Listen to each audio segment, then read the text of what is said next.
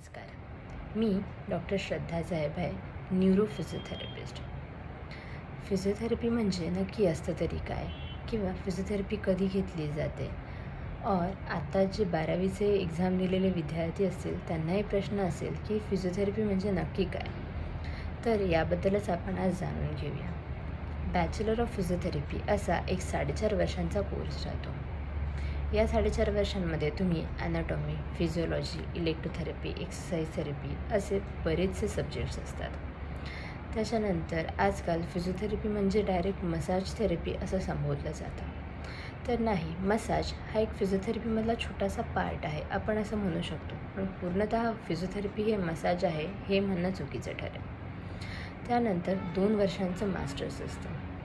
मास्टर्समध्ये पहिलं आपण म्हणू शकतो मस्क्युलोस्केलेटल अँड स्पोर्ट्स कंडिशन. यामध्ये मानदुखी, कंबरदुखी, गुडघेदुखी असे जे आजार असतात त्यामध्ये फिजिओथेरपी ही खूप महत्त्वाची ठरते. त्याच्यानंतर कुठली फ्रॅक्चर कंडिशन असेल, लिगामेंट टेअर, मसल टेअर असे जे प्री किंवा पोस्ट ऑपरेटिव्ह कंडिशन्स असतात त्यामध्ये फिजिओथेरपीचा रोल खूप महत्त्वाचा असतो. त्यानंतर न्यूरोलॉजिकल कंडिशन्स, यात लकवा येणे म्हणजेच स्ट्रोक, त्याच्यानंतर ब्रेन इंजुरी किंवा स्पायनल कॉर्ड इंजुरी यासुद्धा कंडिशन्समध्ये फिजिओथेरपीचा अत्यंत महत्त्वाचा रोल असतो.